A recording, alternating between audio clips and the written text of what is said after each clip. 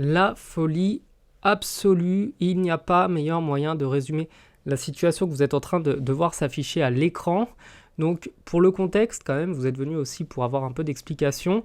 C'était un match qui opposait Grêmio Anápolis à Centro Oeste et Grêmio avait perdu par 2-1 et au moment de la défaite, à la fin du match, des supporters avaient fait éruption sur le terrain. Forcément, qui dit envahissement de terrain dit renforcement de la sécurité.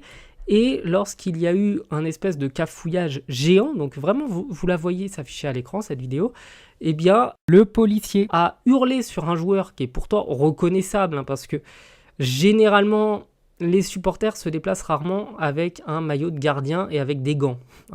Généralement, il faut pas trop ça, les supporters qui veulent mettre du désordre. Et donc, de ce qui s'est dit, le policier a d'abord crié sur les joueurs de Grêmio de reculer. Et au moment où le gardien de but qui a été blessé recule, l'arbitre tire quand même. Et là, on voit que ce n'est pas un tir accidentel, ce qui aurait pu arriver. Voilà, un espèce de dingue de la gâchette qui, dans un réflexe malheureux, tire. C'est qu'il a d'abord visé la tête, puis il a visé les jambes. Et enfin, il a tiré. Et juste après avoir tiré, lorsque tous les joueurs se sont mis à hurler, parce que quand même, un de vos coéquipiers se fait tirer dessus, bon, c'est un flashball, il devrait s'en remettre, mais il a quand même tiré, eh bien, il recharge immédiatement en continuant à hurler. Donc le geste, il est évidemment criminel.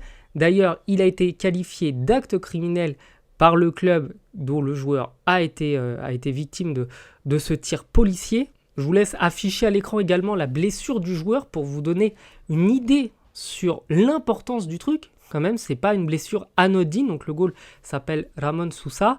La blessure, elle est très grave. Rassurez-vous, le joueur, il a été transporté à l'hôpital et il ne sera pas amputé, parce que ça aurait pu arriver. C'est des choses qui arrivent lorsqu'on a des dingues qui tirent avec des flashballs sur des gens à une distance qui n'est absolument pas réglementaire.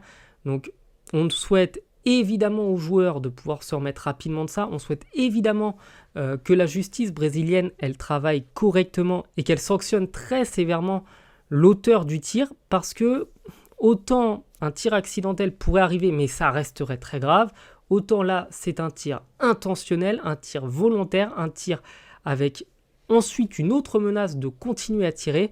Bref, cet homme doit être passé devant la justice. Il doit prendre une sanction monumentale, parce que ces gens sont, je le rappelle, payés pour protéger la population.